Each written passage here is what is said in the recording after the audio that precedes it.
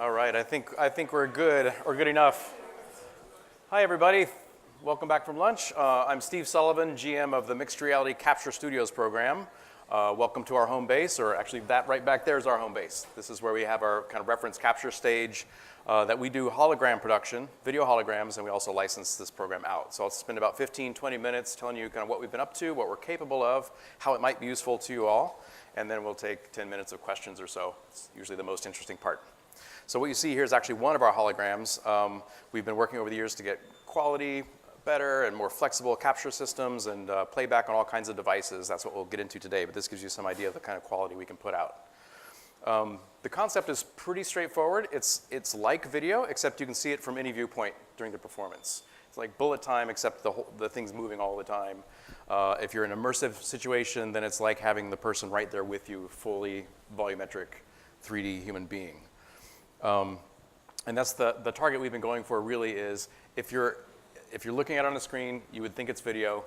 If you're in an environment to within the appropriate scale, you feel like that person's there in your space with you. Let's see here. All right, this is a compilation of just a few of the thousands of captures we've done over the years. We've actually been going at this for almost 9 years now. We started out as an incubator looking to see how we could use multiple connects to come up with holograms like this. The quality wasn't there, we felt, to get to a product point, so we went and backed off to computer vision techniques using lots of just normal optical cameras and computer vision algorithms and pursued that path. And around 2014 or so, we felt like we were good enough to actually pursue some scenarios out in market. And that was right about the time the HoloLens program was really taking off, and these two were the perfect match for each other. You need something like this to have human beings in these immersive experiences. So we joined HoloLens, did a lot of engineering to work well on that device, and also put out some content for launch on that device. And then when they launched, we had a choice of what do we do with this? Do we keep it as an internal program? Do we focus on HoloLens and Microsoft devices? Do we go wide? And we actually chose to go wide. And so we moved the program from Seattle down to San Francisco as a home base and try to make it a viable media content type for content creators and consumers. That this is something you can experience on any device, whether it's a touch screen, whether it's a phone, we have it running on phones here, whether it's the immersive devices like a HoloLens or VR situation. So that's where we are now. We've been commercially operating for a couple years, doing fee-for-service hologram production, just like video production. You come in with a creative concept, we talk to you about how to shoot it, what might work to achieve your vision. You pay us a fee, stage fees, production fees. We have a crew, do your shoot, turn around the holograms, deliver them just like a video asset, and then we help you get them into your experience. And we're on any device that we can possibly be on, and we help make sure that your experience gets out to market. So let's see, where am I at? Let's see if it goes and plays. It's interesting, mine's different than yours. Okay. Here's a little sizzle reel to show you kind of what we've been up to the past couple of years. Let me crank the volume a bit.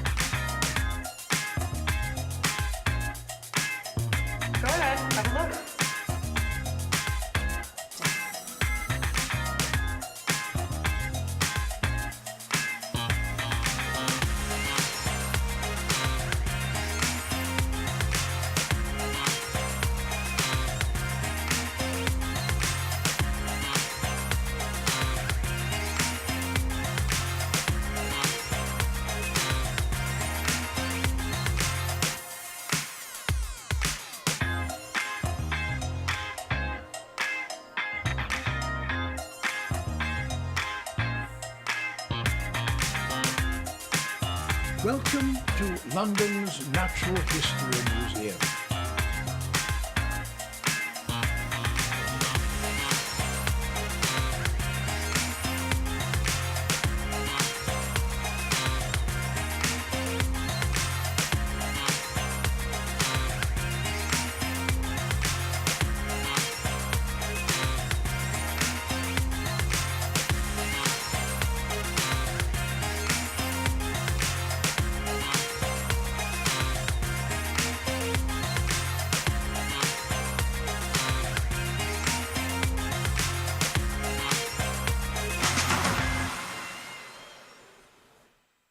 So there you go. That's what we've been up to in market.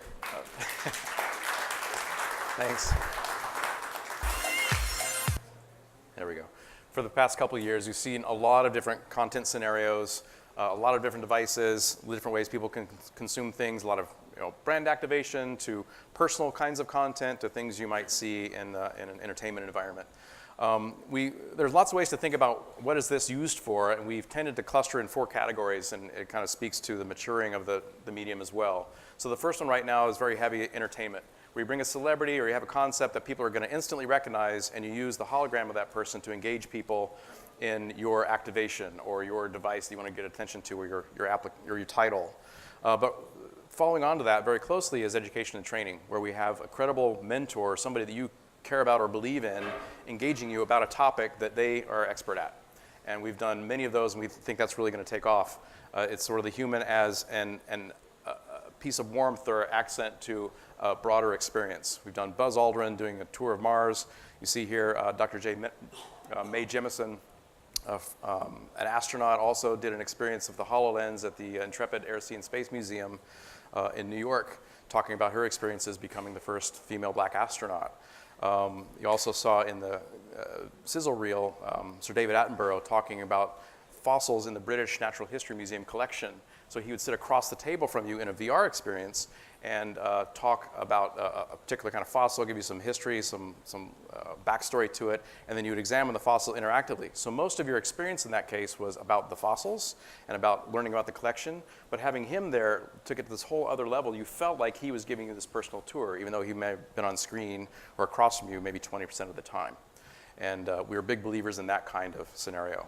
And of course, coming on very quickly is commerce and retail, where you use celebrities or models or representative people to illustrate and sell product lines. Clothing tends to capture very well in our system, certainly better than what can be simulated now, so we often do those kind of concepts. Those haven't hit the market for us yet, but you've seen some activations in our sizzle reel about that. And then where this ultimately goes is personal memories or personal holograms for your own life. When people come and visit our stage, they very often say, can I just capture my kids? Can I capture my parents? I know this amazing person that really needs to tell their story and capture it this way. There's some innate sense that capturing as a hologram brings you more of that person. It's a richer medium than video or photography. And certainly not going to replace either of those two, but we want to get access to these kind of captures, the cost down, and the consumption of it to such a place where you could conceivably get the annual hologram of your kids. I've been doing that for the past 6 years with my own kids, and it's mind-blowing to see them with each other at different scales in your room. It's just a very different experience than having it, as a photo or video. So that's our ultimate goal. There's a long way to get there, but the technology exists. It's just a matter of kind of marketplace and moving society along with it.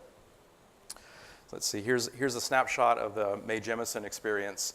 So this was a hologram of her. It was posed underneath that space shuttle, is actually what you see across the top of the screen in the Air, Sea, and Space Museum.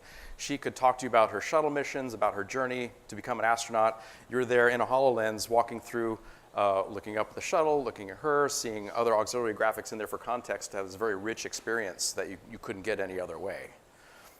Likely in a retail context, we did an activation with Alibaba for fashion. So the models, these are very famous celebrities in China, and they would wear clothing. They would talk to you about the clothing, talk to you about their lifestyle, switch different clothing. You could choose which one you wanted to see as an early concept for how this might add some extra value, either in the store or in your home. And then this is a New York Times piece that they did into their app. This speaks to how we can get this consumed on very common devices out there. It just streams down to the phone.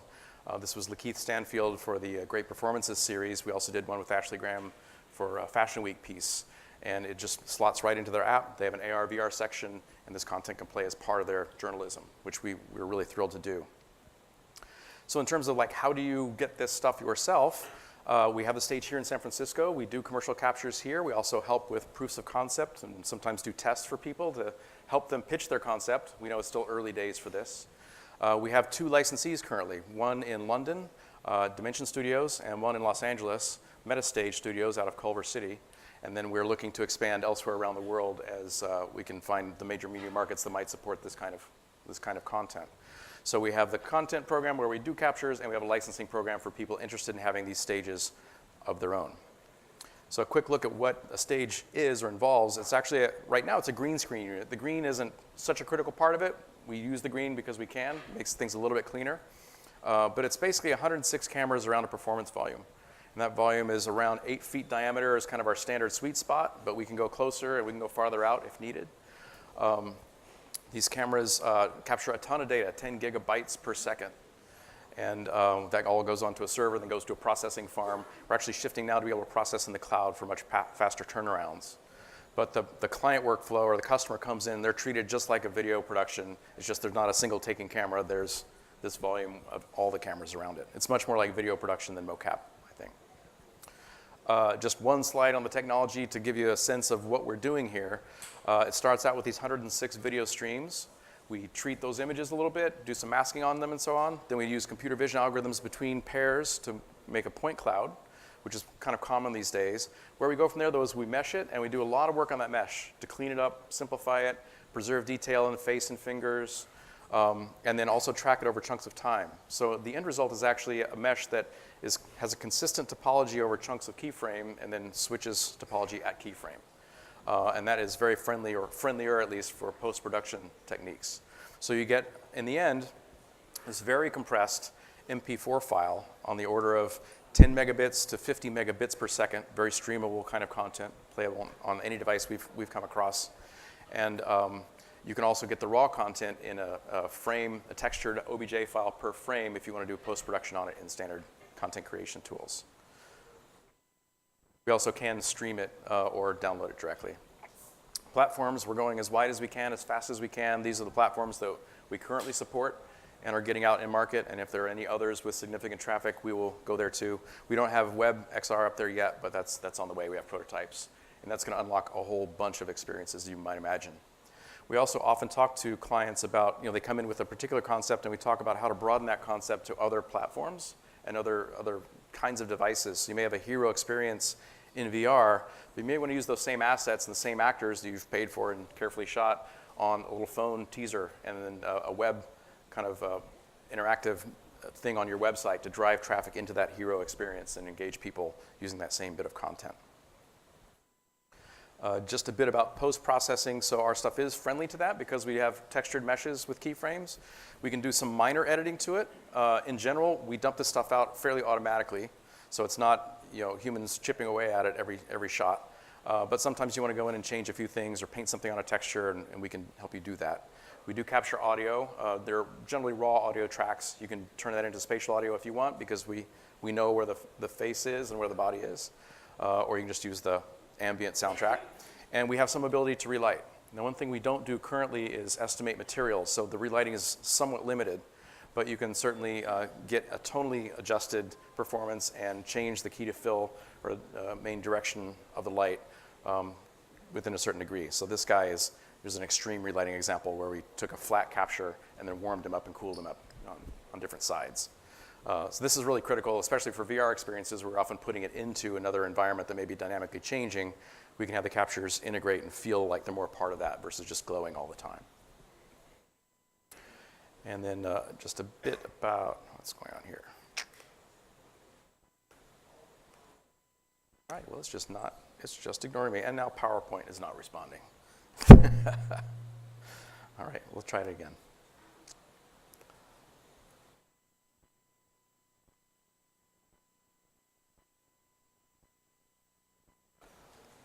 That, pull this back up.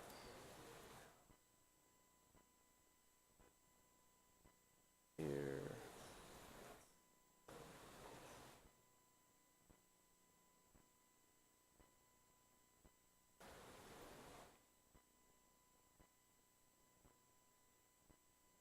If it doesn't come up in a second, I will just wing it. Okay, it's not coming up. So the last bits I was going to speak to before Q&A actually were about the ability to adjust and override what happens in the performance.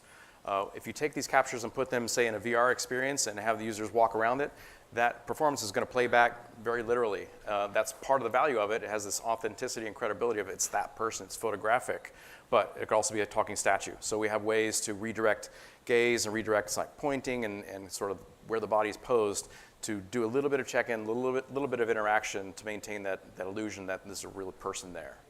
And we also have some ability to do things like prop replacement or enhancement. So if you want to do, say, a golf swing, you capture them using a particular golf club to get the dynamics right, but then you could swap in another golf club or a tennis racket or a prop from a movie, whatever you want. So this post-production ability to add value to the literal capture is something we found extremely critical for clients. We've been building out workflows to do that. And then finally, we do have a mobile setup now. We're taking it out for our first activation with some of our partners here. The PR release is supposed to go out today. And we're going to be exploring how we can get this out quickly to people, pop up, do a bunch of captures at a location, process that in the cloud, get it back to people very quickly. That's critical for some of our clients as well. So again, it's all about making this stuff more accessible. And I think with that, I can stop and take questions.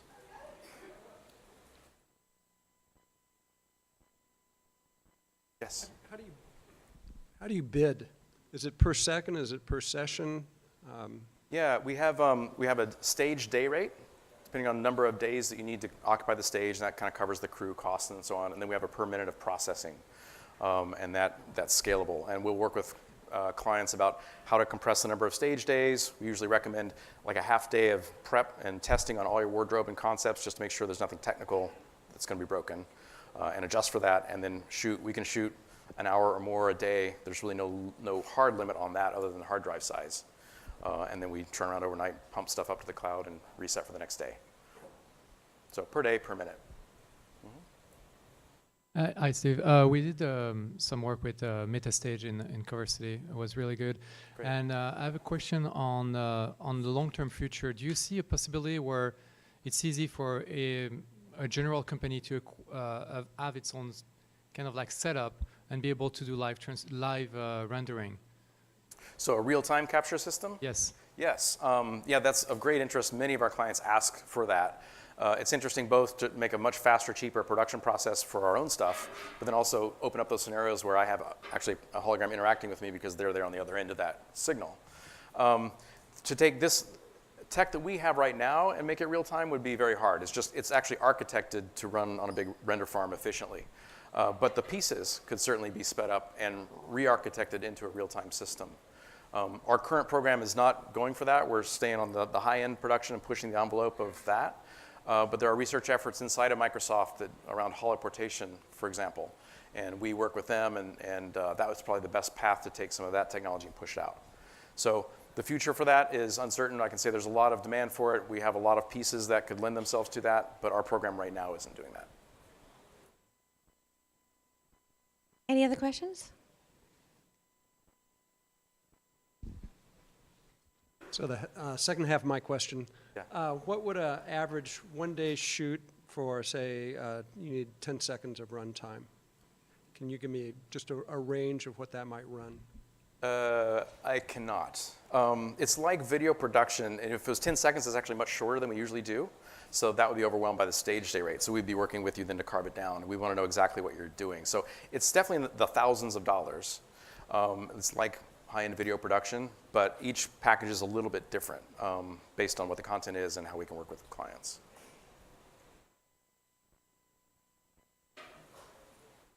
Anybody else?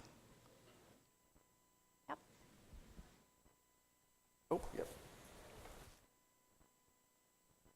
I'm just curious, if I email you tomorrow, like, hey, we want a day, Yeah. how far are we talking before we could actually get into the studio to do it? It depends on the schedule. Sometimes if it's a short capture, we can drop in like within the week. Oh. It's crew scheduling and studio availability. Longer captures, of course, are a little bit more tricky to schedule. We want to pay attention to both when you need to shoot, and we understand talent schedules often shuffle around very last minute to do that. And then when do you need delivery? Because we have to book both. The farm is often multiplex doing other jobs. I was wondering more if it was like a year out, like you're booked for the next 6 months or something, but it doesn't sound like you are. No, not usually. Things are so much in flux, especially for short jobs, it's fairly easy to drop them in. Yeah. It's processing time in terms of the production capacity of the studio. Processing time and working with the clients to finish their job is much more of the capacity limit than shoot days. Processing time is typically on the order of days. You know, we turn around overnight. selects and take selects and then figure out, okay, let's pick one that's representative, tune that up. So we do kind of the iteration with them on a small subset before tackling all the processing with that. And again, those are like parameter changes, not people in munging with it by hand, but it's on the order of days or weeks. Anybody else?